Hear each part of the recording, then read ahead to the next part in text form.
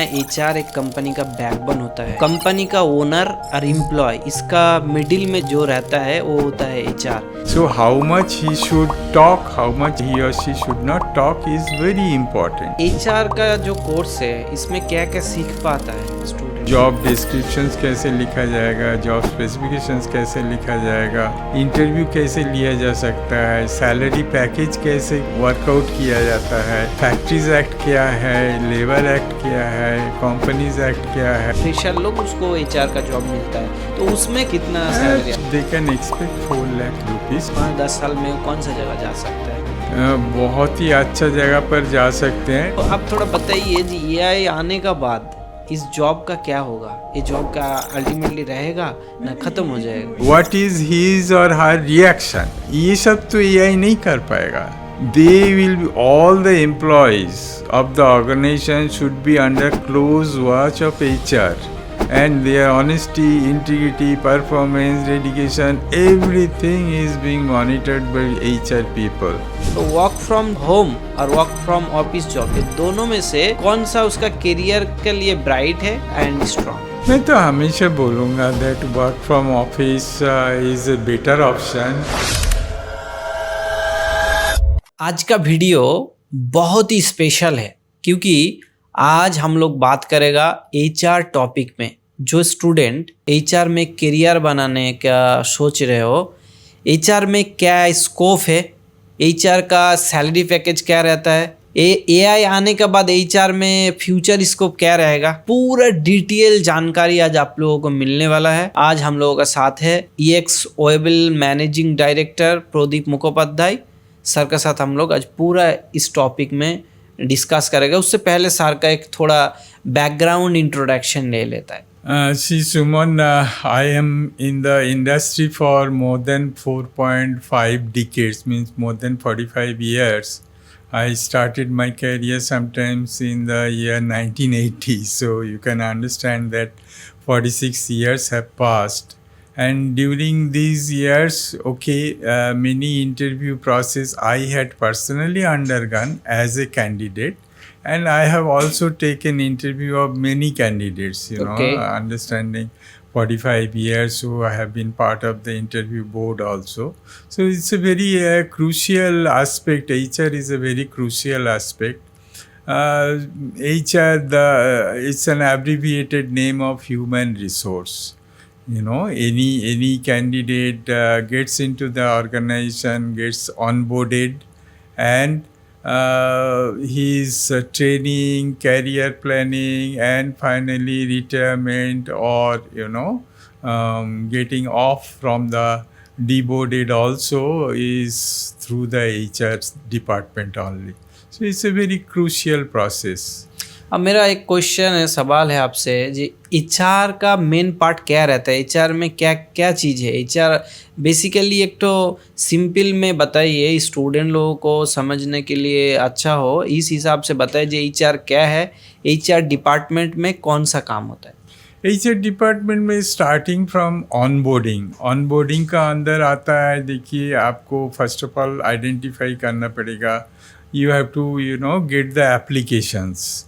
First of all, you have to define the job descriptions and job specifications also, eligibility criteria. And then you have to get the applications, you have to do the screenings of those applications, you have to arrange the interviews, then you have to onboard, you have to do the negotiation for their salaries, perks and benefits. Then once the candidate joins, then you have to have that introductory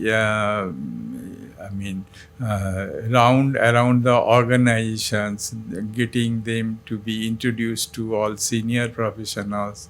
Then their job description and job specification wise their jobs will be given, and you need to track their performance also, that how they are doing. And finally, you have to see that they are getting the proper training or not, their career planning has been done or not, their perks, benefits and other things are properly defined or not. So all this kind of activity, so long as they are with the organization, these all activities has to be managed by HR. and they have to also take note that how that particular person is performing in the organization. तो HR जो है, fresher जो लोग हैं, किस हिसाब से HR में करियर स्टार्ट कर सकते हैं? एचआर तो बड़ा जनरल टाइप का वो है, मतलब फील्ड है जो आपको करना पड़ेगा. For the freshers I would like to advise that they should know that क्या क्या डिफरेंट डोमेन्स है. देखिए HR can be in any kind of industry. वो सीमेंट इंडस्ट्रीज़ में भी जा सकते हैं, वो स्टील इंडस्ट्रीज़ में जा सकते हैं, वो आईटी इंडस्ट्रीज़ में जा सकता है. एचआर का जो प्रोफेशनल्स है उन लोग शॉप्स एंड एस्टेब्लिशमेंट एक्ट के तहत डिफरेंट ऑर्गेनाइजेशन में जा सकते हैं या मैन्युफैक्चरिंग इंडस्ट्रीज़ में भी जा सकते हैं. तो अगर वो मैन्युफैक्चरिंग इंडस्ट्रीज़ में जाते हैं तो वहाँ पर उनको industrial relation, factory act, labour act, ये सब के बारे में जानकारी हासिल करना ज़रूरी होगा. अगर वो शॉप्स एंड एस्टेब्लिशमेंट एक्ट में आते हैं तो उनको और भी कुछ मतलब जो एरिया है शॉप्स एंड एस्टेब्लिशमेंट मेरा एक पार्ट है एचआर में जॉब मिलने के लिए कौन सा स्किल इम्पोर्टेंट है? देखिए एचआर में that person should have good communication skill, overall knowledge about what is happening around in different I mean you know technology domain. जैसे आईटी इंडस्ट्रीज़ में कोई गया तो उनको थोड़ा सा आईटी डिफरेंट स्किल्स के बारे में थोड़ा जानकारी होना ज़रूरी है. सीमेंट इंडस्ट्रीज़ में कोई गया तो पूछेगा सीमेंट इंडस्ट्रीज़ में who are the competitors, how are they doing. तो जो जिस डोमेन में जाएंगे, देखिए शुरू में एक लड़का जो I would say one boy, I would say those HR professionals who are I mean you know thinking of getting into HR profession, तो उनको थोड़ा सा ओवरऑल जानकारी के बारे में थोड़ा सा अवेयरनेस रखना पड़ेगा.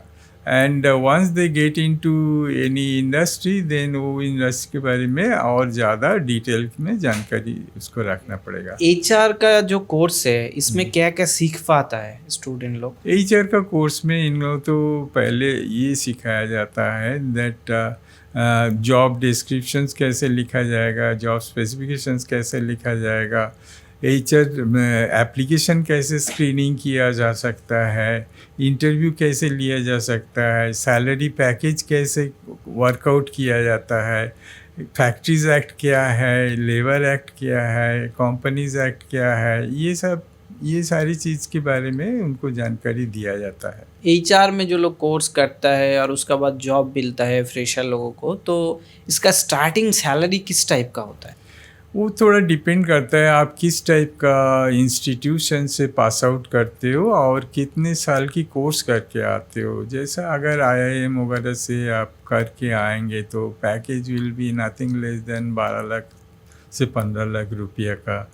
एक्सेलर Jamshedpur which is a very premier institute particularly for HR domain, वहाँ पे भी अराउंड 15 लाख का आसपास आपका पैकेज मिल जाएगा. If you are doing some short term courses आपको वहाँ पर करीब 5-6 लाख रुपया का सैलरी पैकेज मिल जाएगा. मेरे को एक तो एवरेज सैलरी बताए, कोई भी बंदा एचआर में कोई शॉर्ट टर्म कोर्स किया, 2 महीना 4 महीना 6 महीना इस टाइप का शॉर्ट टर्म कोर्स किया, फ्रेशर लोग उसको एचआर का जॉब मिलता है, तो उसमें कितना सैलरी आता है? 4 lakh they can expect 4 lakh rupees. तो एमएनसी में आता है, नॉर्मल कॉर्पोरेट में या स्मॉल एमएसएमई में, इस टाइप में कंपनी में किस टाइप का आता है? देखिए इट इज़ जैसा इंजीनियर्स को भी मिलता है आजकल, normally they start with A 20 to 25,000 per month type का, सो 2.5 to 3 lakhs का उनको मिल ही जाएगा. जो स्टूडेंट एचआर में करियर स्टार्ट करता है उसका करियर ग्रोथ कैसा होगा? 5-10 साल में वो कौन सा जगह जा सकता है? बहुत ही अच्छा जगह पर जा सकते हैं, but one thing is important that he or she has to put his effort.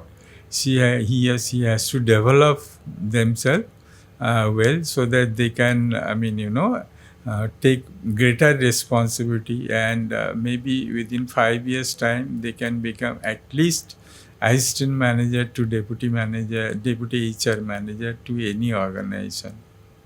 Real life में एचआर का चैलेंजिंग पार्ट क्या रहता है? एचआर का चैलेंजिंग पार्ट अभी जो है, जो मैंने भी देखा है, जनरली जो एचआर पॉलिसीज़ होता है किसी भी एक ऑर्गेनाइजेशन में, देखिए एक आई मीन प्रोफेशनल ऑर्गेनाइजेशन में एक एचआर पॉलिसीज़ होना चाहिए, एचआर प्रोसेस होना चाहिए, बट ये पॉलिसीज़ प्रोसेस वगैरह रहता है, but generally they are they have to comply to the senior management wish and will, even though at some point of time which does not go along with the HR policies and practices. आप तो sir बहुत सारा लोगों का interview board में भी रहा है, बहुत सारा इंटरव्यू खुद लिया है, आप ओएबीएल का इतना बड़ा पोजीशन में था, तो जब इंटरव्यू आप लोग लेता है तो स्टूडेंट को किस चीज़ मतलब देखता है आप लोग? देखिए इंटरव्यू नॉर्मली ना 2-3 मिनट में ही ख़त्म हो जाता है. Once the candidate enters into the interview board, how is his appearance, and initial 1 minute, how is he interacting with the interview board members, how does he respond to various questions. We all know that a candidate who is coming for the interview may not be knowing, even he may not be knowing to the extent of 20% also, but how he is responding is very important. His communication skill, his attitude, all are being monitored. That वो कैसे, उसका body language कैसा है, उसका dress sense कैसा है, will he be able to represent the organization और not. So ये सारी चीज़ें देखा जाती है. देखिए सीखने का तो कोई उम्र नहीं होता है, वो तो for another 15-20 years or maybe even beyond that he or she will continue to learn. But is he willing to learn? His attitude, his body language, his way of responding, his communication skill, ये सारी चीज़ देखा जाता है. बाकी तो सब सिखाया लिया जाता है उनको. जो लोग नया एचआर में करियर स्टार्ट किया, कंपनी में काम स्टार्ट कर लिया, कॉमन मिस्टेक क्या क्या करता है? देखिए इनका कॉमन मिस्टेक ये होता है जी, इन लोग मतलब जो सिखाया गया रास्ता है, they sometime cross the boundaries. They think that yes, lot of authority are generally given to the HR people, but those authorities are to be controlled properly, and they should get well guided by the seniors in the department that what they should do, what they should not do. Their acceptance is also very important in the organization. So they should not think that I am now in the HR department, I can do many things, although they really are not accepted in the organization till then. So they should get guided by their seniors, and they should not cross their boundaries of authorities, at least for some years. देखिए आप लोगों को भी मैं एक बात बोलना चाहता है. जनरली क्या होता है ना, एचआर एक कंपनी का बैकबोन होता है. एचआर होता है ऐसा चीज़, कंपनी का ओनर और एम्प्लॉय, इसका मिडिल में जो रहता है वो होता है एचआर. एचआर एक बड़ा रोल है. तो एचआर में जो लोग करियर स्टार्ट करना चाह रहे हैं ना, ये आप लोग बहुत कुछ दिनों में ना बहुत अच्छा आपका करियर बन सकता है.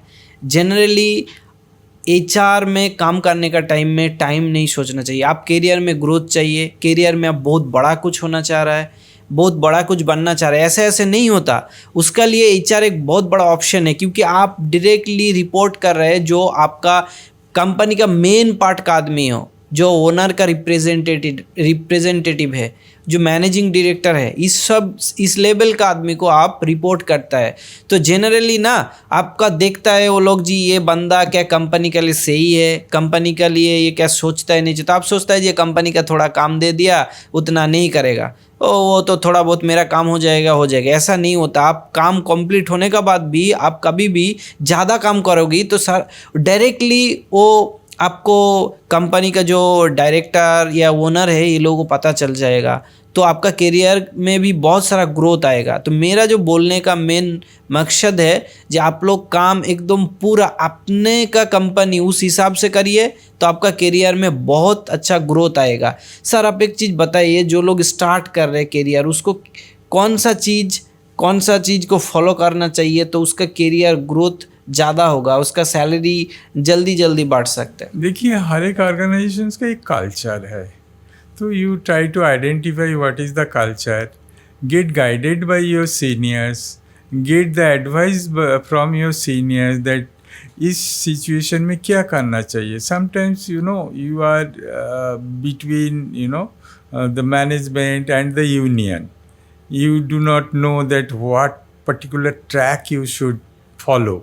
So then you should, take the advice of your seniors that what has been practiced earlier.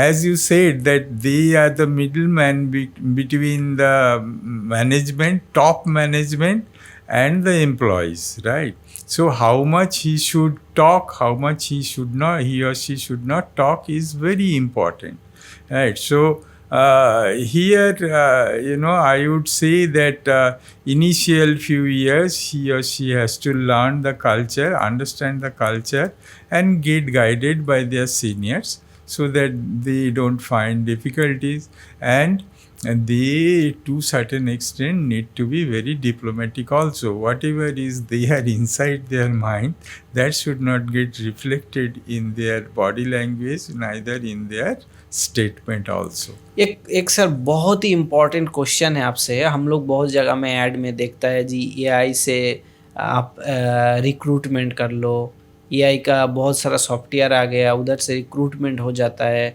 तो आप थोड़ा बताइए जी एआई आने का बाद इस जॉब का क्या होगा? ये जॉब का अल्टीमेटली रहेगा या खत्म हो जाएगा? ये तो रहेगा। See basically the maximum what it can do is that selection, screening of the application AI कर देगा on the basis of the data you have provided.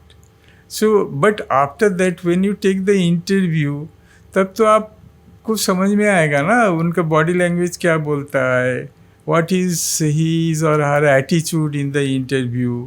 तो ये सारी चीज़ तो AI नहीं कर देगा ना, तो ये तो मेरे आपको पास करना सर एक पड़ेगा। सॉफ्टवेयर है, मेरे पास में हम लोगों को डेमो दिखाया था जो उस सॉफ्टवेयर में वो स्क्रीनिंग कर रहे हैं, उस सॉफ्टवेयर में एआई इंटरव्यू कर रहा है, सब कुछ कर रहे हैं। तो उसका बावजूद क्या एचआर का रिक्वायरमेंट रहेगा? नहीं, एआई इंटरव्यू तो आप हो सकता है, एआई कुछ क्वेश्चंस पूछेगा दैट ये क्वेश्चन और उसका आंसर, बट एक्चुअली वो जो आंसर कर रहे हैं ना, हाउ इज ही और सी इज आंसरिंग, उसका बॉडी क्वेश्चन देने से व्हाट इज हिज और हर रिएक्शन, ये सब तो एआई नहीं कर पाएगा। तो AI can give most probabilistic एक answer, but how you see what you are saying is important, but how you are saying is more important. HR का क्या सिर्फ एक पार्ट ही रहता है रिक्रूटमेंट, और कोई पार्ट नहीं रहता? नहीं, वो तो रिक्रूटमेंट से स्टार्ट होता है। Once you get the person onboarded, then उनको थोड़ा सा सारे डिपार्टमेंट का इंट्रोडक्शंस वगैरह करवाना पड़ेगा। उसके बाद उनका जो performance, they will be, all the employees of the organization should be under close watch of HR, that uska honesty, integrity, practices, everything will be in the knowledge of HR. And how is he performing? It's a continuous feedback, that manager से जाके बात करेगा, how do you find the new recruit? Manager कुछ बोलेगा, manager का उनका colleague को जो हॉरिजॉन्टल लेवल में जाके पूछेगा, तो you got a new friend now, I think he is very nice, they will talk in such a way to get the feedback. They will continuously receive these feedbacks, and these feedbacks are fed to all people. Don't think that nobody is watching us. They are being watched. And their honesty, integrity, performance, dedication, everything is being monitored by HR people, and that continuously get fed to the senior management. देखिए आप लोग बहुत अच्छा point sir बताया जी। HR में तो सिर्फ एक रिक्रूटमेंट का पार्ट होता है, लेकिन आपका डेली जो वर्क रहता है, वो जो आपका एम्प्लॉय है, वो लोगों का बहुत सारा कुछ काम रहता है, उसको वॉच करना है, बहुत सारा पार्ट है। तो कभी भी एचआर को जॉब को कभी भी ये रिप्लेस नहीं कर सकता। एआई आने का बाद उसका काम थोड़ा अच्छा हो गया, काम में थोड़ा मॉडिफिकेशन आ गया, काम थोड़ा आसान हो गया, ऐसा हो सकता है, लेकिन एआई कभी भी एचआर जॉब को रिप्लेस नहीं कर सकता। ये एक ब्राइट फ्यूचर बन सकता है, कोई भी स्टूडेंट के लिए ब्राइट फ्यूचर बन सकता है, मैं एकदम दावे के साथ बता रहा है। और एक मेन पार्ट सर, देखा है बहुत सारा जगह में अभी वर्क फ्रॉम होम जॉब मिल रहा है, और बहुत जॉब है अभी वर्क फ्रॉम ऑफिस। तो वर्क फ्रॉम जो होम और वर्क फ्रॉम ऑफिस जॉब, ये दोनों में से कौन सा उसका करियर के लिए ब्राइट है एंड स्ट्रांग है? मैं तो हमेशा बोलूँगा that work from office is a better option, क्योंकि see if you have some good qualities you would always like it to be displayed. So when you come in physical interactions with somebody, you can say many things. You just do not only talk. You say many things by your body language also, by your emotions also. So more and more you get into physical form of interactions, it is always better. In the online portion, it's more of a very high level of formal things rather than HR, as I say, that you are dealing with human resources. Good resources are always beneficial to the organization, but bad resources are very detrimental for the organization. So all human resources are not that very valuable. Good को आपको चुनना पड़ेगा, bad को आपको निकाल देना पड़ेगा तुरंत, as fast as possible. Great great. देखिए आप लोगों को जो मेरा भी बोलने का है, कोई भी टाइम में ना आप फास्ट जब जॉब स्टार्ट कर रहे हैं, आपका करियर बहुत बड़ा कुछ हो गया लास्ट में, ठीक है, तो भी हो सकता है, लेकिन फास्ट कोई जॉब स्टार्ट कर रहे हैं, वर्क फ्रॉम होम नहीं करिए, क्योंकि बहुत सारा कल्चर है, बहुत सारा सिस्टम है, बहुत कुछ सीखने का है। अब ज़्यादा से ज़्यादा एक्सपीरियंस होगा। देखिए आप लोगों को भी पता है जी, डिग्री से ज़्यादा अभी एक्सपीरियंस का वैल्यू होता है। तो एक्सपीरियंस कहाँ से, अब घर से काम करेगा तो उतना एक्सपीरियंस कहाँ से आएगा? घर से काम करेगा तब को ज़्यादा से ज़्यादा 10 से 20% एक्सपीरियंस मिलेगा, लेकिन एक ऑफिस कल्चर में रहेगा तो आपको बहुत एक्सपीरियंस मिलेगा एकदम। सर लास्ट क्वेश्चन है आपसे, अब स्टूडेंट लोग जो लोग एचआर में करियर स्टार्ट करना चाह रहे हैं, वो लोगों के लिए आपका क्या एडवाइस है? Student, they say, such a profession which is required for all kind of industries and organizations. This is not, कोई अगर IT लेके पढ़ रहे हैं तो उनको IT इंडस्ट्रीज में ही जाना पड़ जाएगा, बट जो HR लेके कर रहे हैं पढ़ेंगे तो उनको तो any organisation he or she can go.